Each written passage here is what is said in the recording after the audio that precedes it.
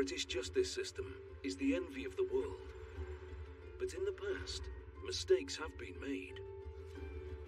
Over the last 150 years, approximately 1,500 people have been hanged in the United Kingdom. Many of those desperately protested their innocence. Some of these long-standing convictions could be a miscarriage of justice. The evidence is so overwhelming that they have to tell the truth. In this series, a living relative will attempt to clear their family name. It's a false equivalence. Having an affair is not the same as murder. Searching for new evidence. The toxicology evidence points to the fact that at some stage he took arsenic. With help from two of the UK's leading barristers, one for the defence. There is a world of difference between an unpleasant journey and murder. And one for the prosecution. He cut off her head, dismembered her, and buried her in a place where he hoped she would never be found. They're on a mission to solve a mystery, submitting their findings to a Crown Court judge.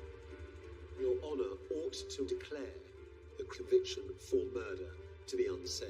Thank you both for your submissions. I shall consider these matters for myself. Can this modern investigation rewrite history?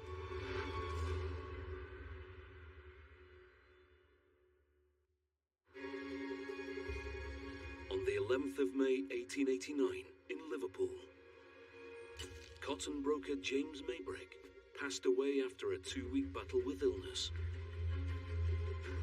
A post-mortem revealed his body contained traces of arsenic. Suspicion quickly fell on his wife, Florence Maybrick, after servants saw her handling some of the deadly poison. Despite protesting her innocence, Florence was later charged with the murder of James Maybrick. On the 7th of August 1889, after a week-long trial, Florence was found guilty and sentenced to death. However, Florence's story didn't end there. Today, Dave Maybrick, a relative of James and Florence, has been researching the case. It's kind of striking, you know. You hear these tales, don't you? But to think that you might be connected directly to this sort of grisly story of murder. The story of the Maybricks' doomed marriage has been part of Dave's family for generations. Since I've been a kid, I have heard the story of Florence Maybrick. Every time I scratch the surface of this case, I'd find out a little more about her, about James, about the case. Dave strongly questions Florence's conviction. From what I understand, the evidence against Florence, the actual evidence for murder, is very slim. My hope, my absolute hope, and my firm belief is that this will be seen as an injustice. The case against Florence was a controversial one, steeped in Victorian prejudice. But was it a miscarriage of justice? And can a modern-day legal team reach a different conclusion? Jeremy Dean QC has 30 years' experience as a barrister and will be leading the defence. Sasha Was QC is one of the country's most formidable prosecutors. However, in this investigation, if she finds evidence that undermines the conviction, she will raise it. Dave has come to London to meet with the barristers. Hello, Dave. Hello, nice to meet you. Sasha, How are hi. you? Hi, nice to meet you, Dave. Jeremy, nice to meet you. So tell us how you developed an interest in Florence's case. The story of Florence has always been with me in a strange way. It's a story that's been handed down, if you like, from my aunts and uncles. What aspects of the case have you been able to look at? Florence, from minute one, is the only person in the frame for this crime. There's something else. There's a story there that involves her being an outsider, being a woman in Victorian times, being, prejudiced against. I do think it would be nice if it went Florence's way. Yes. I don't think anyone's going to look at it again this closely. However, Okay. having said that, you don't know, do you? But it would be nice to sort of close the book on it for her, if you like. Well, Jeremy and I will look at this very closely and we will explore all of the avenues and hopefully we will have some news for you next time we meet. Fingers crossed. All right. Okay. Very nice to see you. Florence Maybrick was born Florence Chandler in Mobile, Alabama in 1862. At the age of 18, whilst travelling to Britain via ocean liner, she met cotton broker James Maybrick, a man 23 years her senior, whom she later married. Outwardly, the Maybricks were a picture of happiness and upper-class success in Victorian Liverpool, with 2 children and several staff. But behind closed doors, James's business was failing, and the family were facing financial troubles, coupled with stories of extramarital affairs and physical abuse. When James Maybrick died due to apparent arsenic poisoning, his family immediately directed their accusations at his wife, Florence. But was Florence capable of murder? To begin their investigation, Sasha and Jeremy are examining the key facts of the case. Well, Jeremy, this is a case of alleged poisoning from 1889 concerning the defendant Florence Maybrick, who lived with her husband James Maybrick. Now, in April 1889, James was taken ill. He went to his bed, he complained of a stomach upset. Florence nursed him, but James's condition deteriorated. On the 11th of May 1889, he died. 2 days later, a post-mortem was performed and traces of arsenic were found in his body. Florence Maybrick was arrested on the 14th of May 1889 and charged with the murder of her husband. The trial began in Liverpool, and there were complex and often conflicting accounts from the medical experts who gave evidence. And at the end, the jury was sent out. They returned verdicts of guilty, and on Wednesday, the 7th of August, Florence was sentenced to death. So what do you make of all of this? Firstly, what did James Maybrick actually die of? I question whether it was ever established that he had been given a fatal dose of arsenic.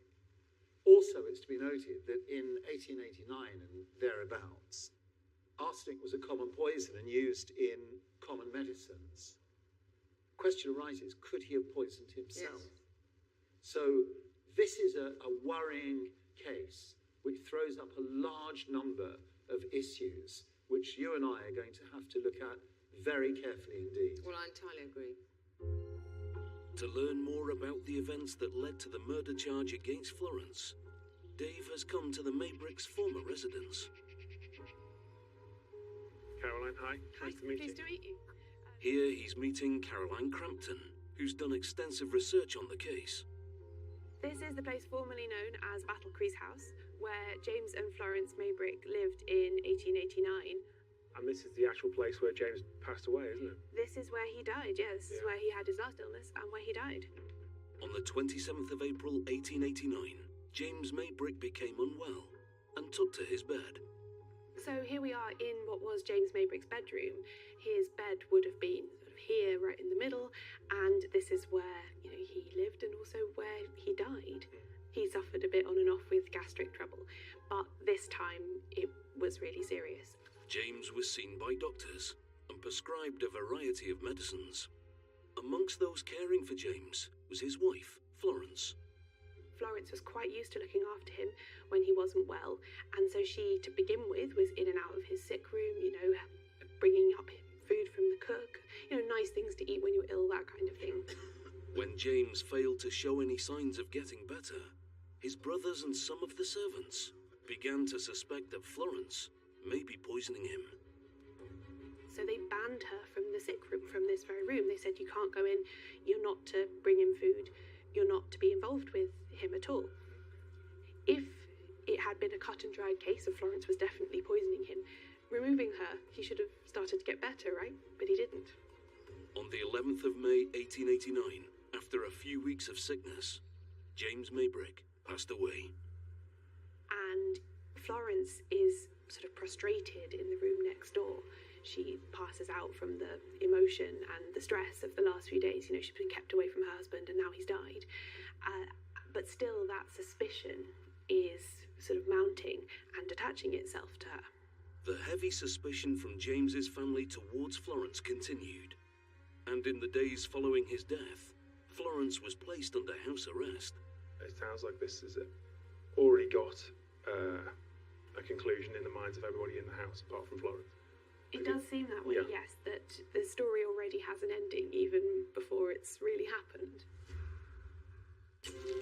Florence maintained that she did not poison her husband.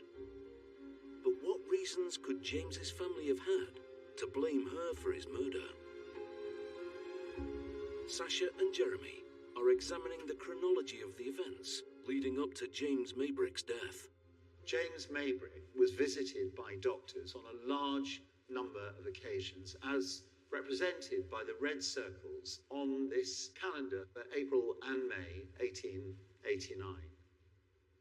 Over that period of time, he was prescribed a huge amount of medicines, several of which contained arsenic and strychnine. So he was clearly exposed to arsenic over the passage of time preceding his death. Well, these dates circled in green plot in what Florence was up to during this period. She accepted that on the 23rd and the 29th of April, she bought fly paper which contained arsenic. She soaked it in water in order to extract the arsenic, she says, in order to use the arsenic on her complexion. And then on the 9th of May, Florence accepted that she put some white powder into a bottle of meat juice, which was intended for her husband. But I don't see how that combination of events even begins to establish that Florence Maybrick killed James Maybrick. That's the difficulty. What it establishes is that Florence had access to arsenic. She bought arsenic, and she admitted putting a white powder into a bottle that was intended for her husband. This may not be sufficient circumstantial evidence, but it certainly is the building blocks of some circumstantial evidence. Well, I'm not convinced that the sequence of events you've referred to even begin to provide a platform for the proposition that Florence Maybrick administered a lethal dose of arsenic to James Maybrick. While externally James and Florence Maybrick's marriage appeared to be a happy one, unseen by the public was their tumultuous relationship. James had been engaged in a 20-year affair during which he'd fathered 5 children. But Florence also had her secrets. Dave is meeting Dr. Lucy Williams at Chester Racecourse to find out more about their troubled marriage. Lucy, why are we here at the races? Coming to the races is about having fun, it is about letting off steam and socialising with your friends, but it's also about showing you can behave properly and putting on a bit of a show. And at one particular day at the races, when Florence and James are there, Florence lets that facade slip a little bit, and she's seen going around the races, having a good time with a man who isn't her husband. And this would have been shameful and very embarrassing, and it would have shattered the facade that they would actually be trying to keep up, that James would have been trying very hard to keep up. Absolutely. The man seen with Florence was one of James Maybrick's business associates, named Alfred Briley. And then, after that point, more of their indiscretions and the kind of depth of their affair comes to light. So it's possible with hindsight to look at this inciting incident as the beginning of a chain reaction, which leads ultimately to Florence in the dock. This is the catalyst for what comes very shortly after. So we know that after the day at the races where, James Maybrick keeps his cool and tries to kind of smooth everything over, the Maybricks go home and there's a really violent altercation between them. There's been domestic violence before in which James has kind of beaten Florence, but after this kind of moment at the racetrack, they go home, he's livid, and she is sort of very severely abused. And following that, it's not very long until James starts getting sick. When James Maybrick began feeling unwell, he was taking a vast array of medicines and was known to boast to his friends about his self-medicating technique, known as arsenic eating. Was Florence to blame for his sickness? Or could James's unorthodox attempts to cure himself have contributed to his continued ill health? Jeremy and Sasha are meeting with chemist Dr. Catherine Harkup for more information about James's prescribed drugs.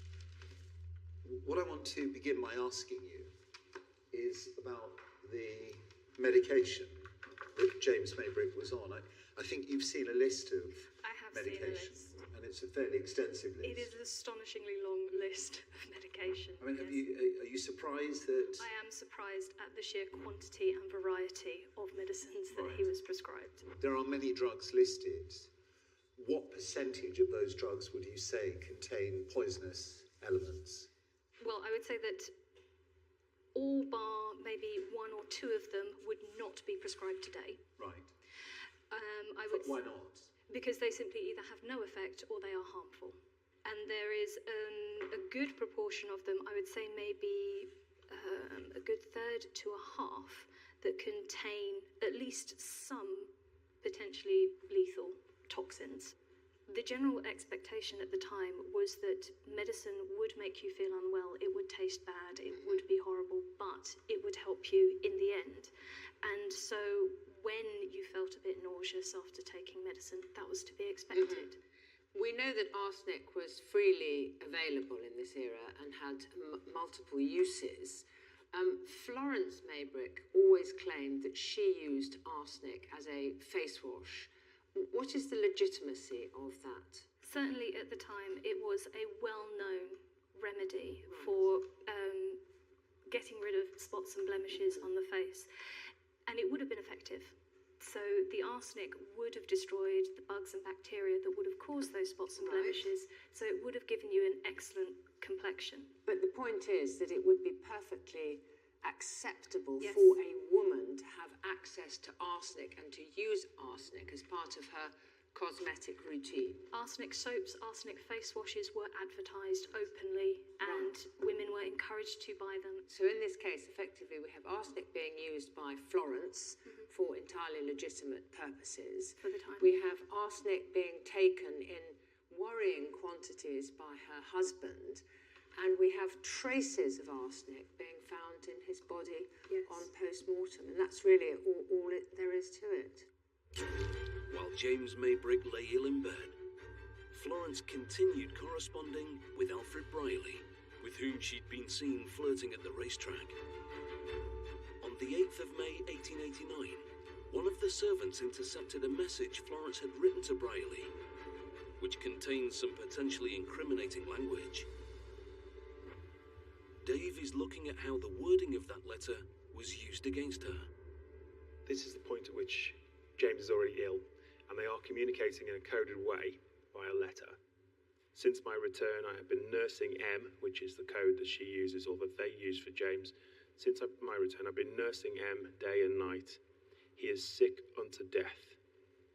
And this phrase, he's sick unto death, is taken as, I suppose in a threatening way, that's her intention, that her nursing James, and the fact that he is sick unto death, somehow it's connected and somehow it's a conspiracy. I cannot answer your letter fully today, my darling, but relieve your mind of all fear of discovery. This phrase, fear of discovery, was also used against her. Discovery of what? It throws up questions. Probably, in their mind, discovery of a relationship. But of course, fear of discovery could apply to a crime as well, if you were to look upon it with suspicious eyes. Again, these phrases were used against her at trial later on. They assume that's related to some sort of sinister murder plot. On the 11th of May 1889, James Maybrick passed away. 3 days later, Florence was placed under house arrest and eventually moved to jail. During that time, a post-mortem was conducted on James's body. Arsenic was found in his system, but did the levels constitute a fatal dose? to discover if there was any real proof that Florence had poisoned her husband, Sasha and Jeremy are meeting toxicologist Professor Athol Johnston. There was a post-mortem conducted on James Maybrick on the 13th of May 1889, and I think a small amount of arsenic was detected in a small amount of his liver. Yes, quite a tiny amount of arsenic. I think if you work it out, it's about 20 milligrams.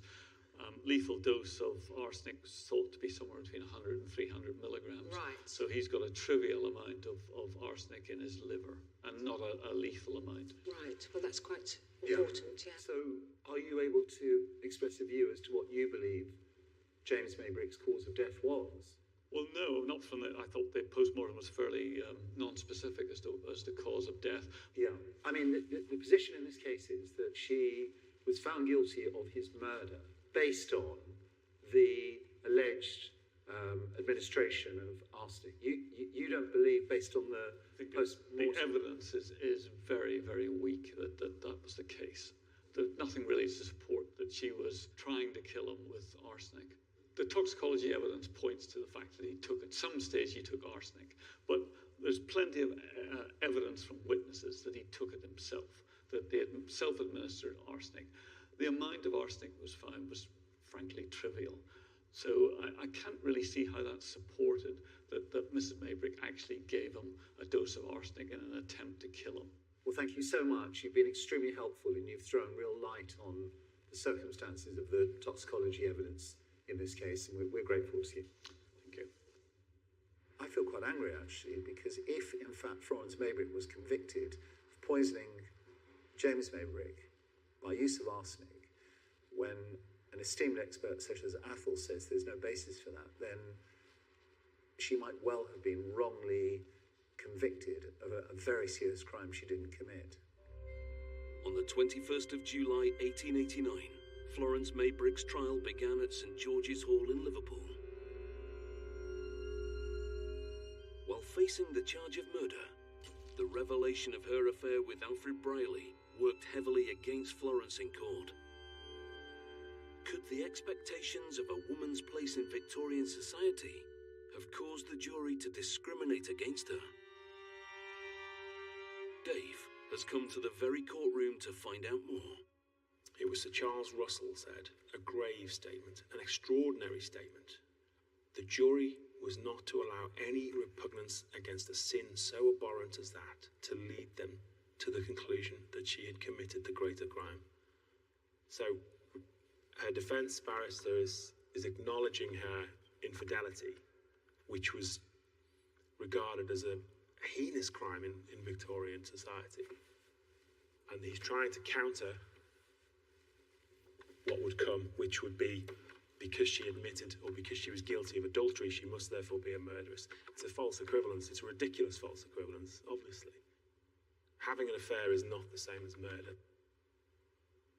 I don't think Florence had a hope in hell of being found not guilty of the crime of murder. At the conclusion of the trial, Judge Sir James Fitzjames Stephen summed up the case for 2 days. Could his lengthy directions have clouded the jury's deliberations? Jeremy and Sasha are analysing the wording in the summation. Sasha, in my view, it's remarkable that in a trial which only lasted 7 days, the summing up itself took almost a third of that, 2 days, for the judge to sum the case up to the jury. And I would suggest that overall, the summing up, which covers 90 pages of transcript, was nothing but unhelpful to the jury, and it worries me. Jeremy, I share your concerns. He refers to letters that Brierley has written her, and he says this: "These are letters which are found in her room at Battlecrease House, and I confess that it is to me a most extraordinary thing that any woman having the least regard for her character and reputation should not have put those letters in the fire the moment she received them." Now, a proper direction would have said, of course, consider the affair because it may provide a motive, but do not allow your prejudice against a woman involved in an extramarital affair to cloud your view of her. And that error that he fell into is underlined when he came to deal with Florence Maybrick not being in a position to prove her innocence. Overall, I would suggest, in a case in which the evidence against Florence Maybrick was not strong by any means, summing up is verbose, it's confusing, it's wrong in material respects, factually and legally. It contains too much comment, too much of the judge's own opinions. It renders Florence Maybrick's conviction unsafe. The jury were not properly assisted. That's my view so far as the summing up is concerned. Looking at the summing up, the judge made no secret of the fact that he disapproved of Florence. And all in all, I think the jury could have been left in no doubt whatsoever that the judge considered her to be a thoroughly unworthy woman. It took the jury only 38 minutes to deliver a verdict of guilty. Florence was then sentenced to death. Prior to her execution date, Florence was incarcerated at Walton Jail, now known as HMP Liverpool. Dave is here to meet prison manager John Woolham to find out how Florence would have spent her final days. So, John, this cell would have been similar to the one that Florrie was kept in, or for the short time that she was here? Yeah, this is a typical cell, the prison of the time. She would have been in here on her own for more or less the whole time that she was here, 3 weeks that she was here. Pretty much, that was it. She would have been in all alone in the cell.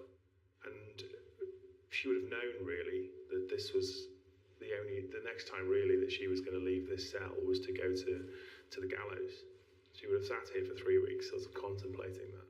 But that's pretty much it. She'll have been just sat here waiting to die. Yeah.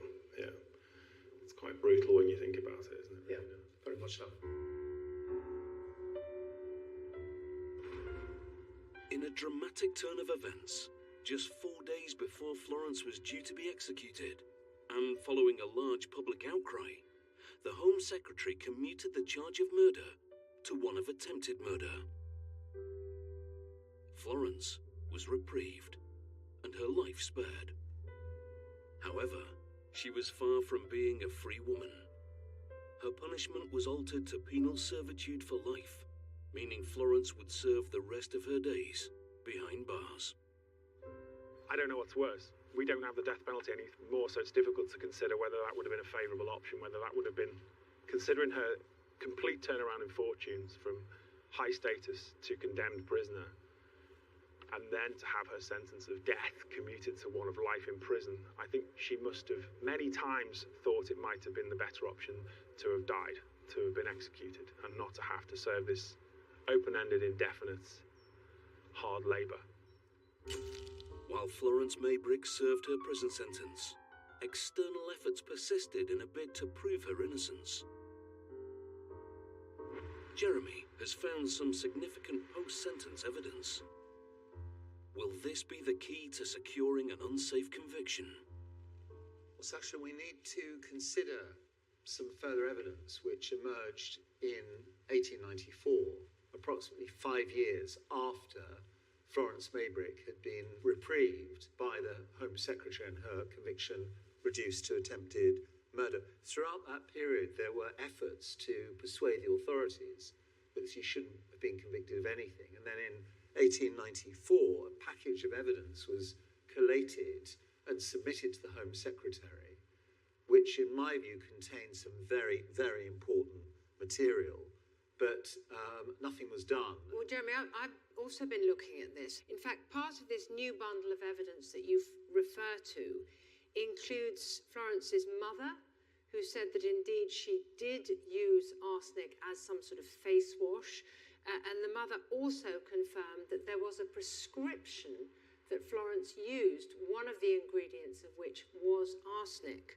And Florence's pharmacist in Paris was be able to confirm the ingredients that were required for this particular cosmetic. So all of that would have neutralised the evidence that was so prejudicial to Florence at her trial that this flypaper was somehow sinister and connected with the poisoning of her husband. I would suggest that, bearing in mind all the circumstances and the whole of the evidence against Florence Maybrick, that the modern-day Court of Appeal would not have substituted an alternative of attempted murder. And so she was wrongly convicted of murder, she was wrongly held liable for attempted murder, and I fear that in her case, she was victim of a gross miscarriage of justice. After serving over 14 years, Florence Maybrick was released from jail in 1904. She returned to her native America to lecture on prison reform while continuing to protest her innocence. In later life, she became reclusive and passed away alone on the 23rd of October 1941, aged 79. To reflect on her case, Dave has come to the coast where Florence would have departed for home. In coming here, I was looking for a couple of different things, I suppose. I did want to know more about Florence, and I wondered if at any point I would stumble across some evidence that would point towards her guilt or incriminate her in some way. And there's nothing. There is absolutely nothing at all to give any clue or to give any sense that she actually was guilty of this. I think there's a tremendous miscarriage of justice has happened here. And I think Florence was just I think she was a very sweet young woman, and I find that I didn't think at the beginning of this I had any sentimental attachment about her at all, to be honest. But the more I look and the more I hear her words and the more we hear about people who knew her and spoke to her,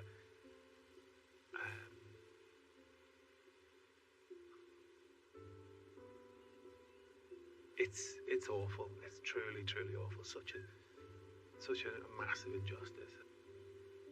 For me, there's no doubt in my mind. There's absolutely no doubt that Florence is innocent, and that her life was just destroyed by coming here, by meeting James.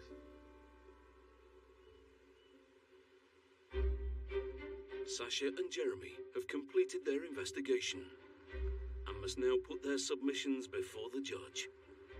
I'm feeling very confident that Judge Radford will rule in my favour because I simply don't see what the evidence was to convince Judge Radford to rule against me. I don't know what Sasha's going to say. For Dave, today offers a chance to rewrite a story that's been in his family for generations. I think her life was completely destroyed. I think everything was taken away from her, and so yeah, I think this is a small step towards giving something back, really. Dave, hi. Hi, Dave. Nice Good to see you again. So it's Judgment Day today. Yes. How confident are you feeling? I would say I'm 95% confident that this is going to go in the direction that it should go for Florence. Good. What's the 5%? Well, it's just a kind of, because there is no 100%, is that there's no absolutes. So there is always. I wonder if there's something I don't know that I haven't sort of learned on the journey. That's the smoking gun that I thought might appear or suspected might appear. I wonder if it has, and that's the kind of slight doubt, I suppose. Yeah. Well, Jeremy and I have done a lot of work. We've spoken to experts. We've looked at the summing up. And we will be making our submissions to the judge. So if we go in now, I think the judge is ready for us. Excellent. Sasha and Jeremy must now present their arguments to Judge David Radford. With over 14 years as a senior judge, he's tried some of the country's highest profile murder cases. But what will he make of this alleged poisoning? Please take a seat.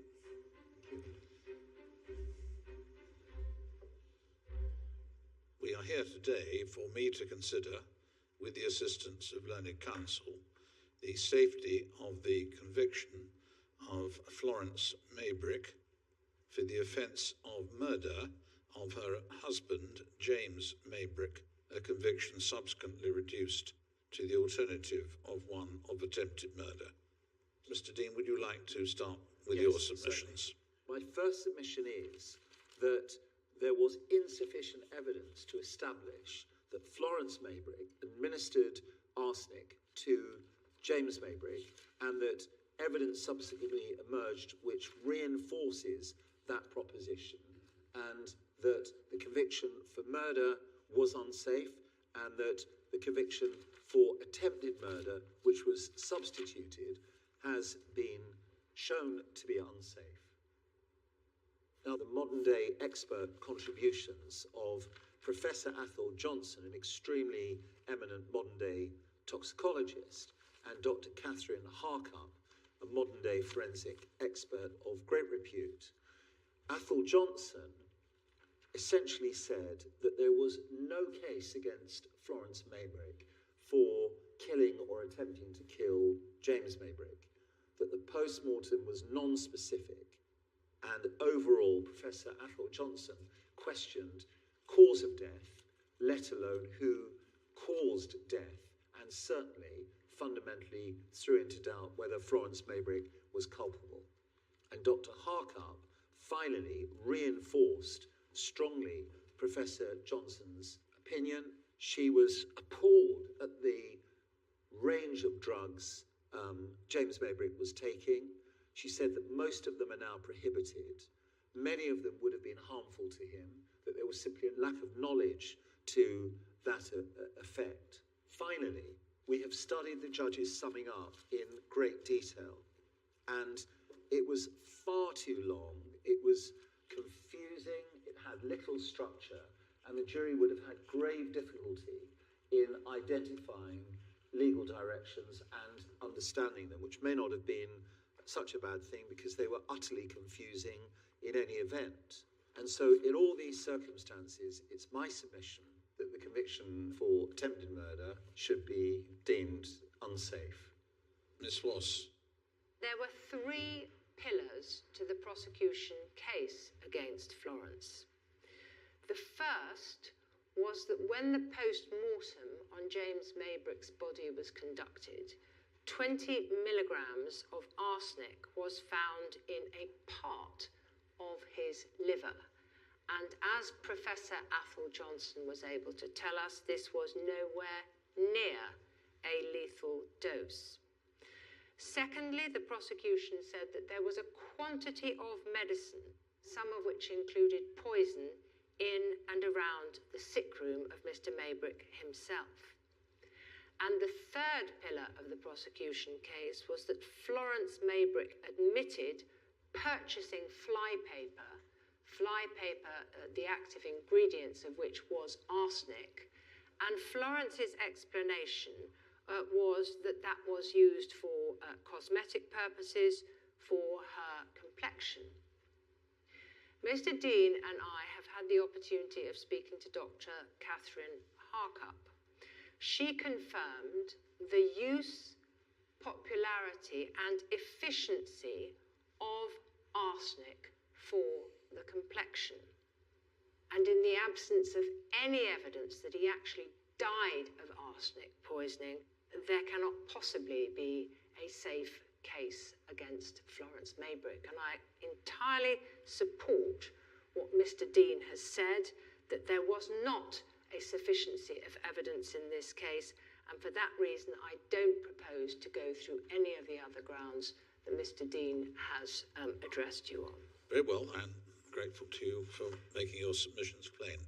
I will reflect upon them. Will you be kind enough to leave me time to review the papers? Thank you. The legal arguments have now been presented to Judge Radford. But have the barristers done enough to question the original conviction? Well, Dave, you've heard what Jeremy and I had to say. How are you feeling about it? I'm sort of slightly elated because it went exactly as I thought it would and I thought it should. But part of me hoped, part of me didn't dare to hope that it would go this way. Well, Sasha has approached the case very fairly, and the judge will undoubtedly take account of that standpoint. So the judge will be ready very soon, so let's go and find out what the answer is. Okay. Did Florence Maybrick attempt to poison her husband? Or was she really the victim of Victorian prejudice and baseless accusations? Judge Radford is now ready to deliver his verdict. It seems clear that after the deceased James Maybrick fell ill on the 27th of April, a suspicion as to the author of the cause of that illness fell upon his wife Florence Maybrick. With the assistance now of the toxicologist Athol Johnson, it can, in my view, be stated in more forthright terms. The quantity of arsenic found in the deceased body was clearly insufficient to have been the cause, or indeed substantial cause, of his death. Insofar, too, as suspicion was fomented due to Florence Maybrick's use of arsenic-laced flypapers soaked to provide her, she had said, with a helpful cosmetic solution. That explanation has been rendered even more credible still by the post-trial evidence showing both that that was a recognised course to take and that she had been taking it. I agree, lamentably, the trial judge failed to direct the jury on the burden and standard of proof and on the respective functions of judge and jury. The emotive and prejudicial approach adopted in key passages in the summing up to the unfair prejudice of the defendant cannot be excused on the same basis. That combined, in my judgment, with the omission of key legal directions, leaves me with the impression that after many hours of unhelpful recitation and one-sided comment, that the jury's verdict was as unsafe as the true examination now of all the relevant material uncovered in this inquiry has now confirmed, both as to the lack of safety of the conviction for murder and of its substituted conviction for attempted murder. Those are my conclusions. I shall rise.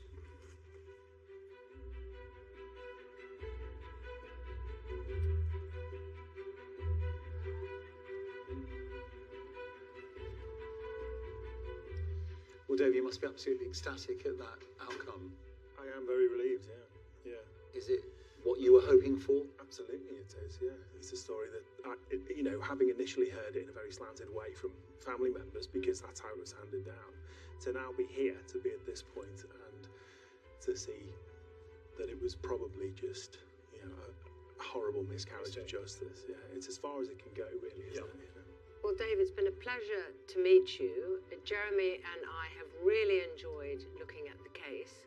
And I think, speaking for both of us, we're delighted that you are so happy with the outcome. Thank you. Yeah, absolutely. I've enjoyed it enormously. I'm very grateful. I'm very happy that it's been seen to be completely unsafe. I think what this judgment today does give us is another way to look back at the history that we've received, or that I've received. James probably almost certainly wasn't murdered. His story is still quite sad. Florence definitely didn't murder him. That's my feeling about this, and we're as close to that today as we can plausibly say we're ever going to be.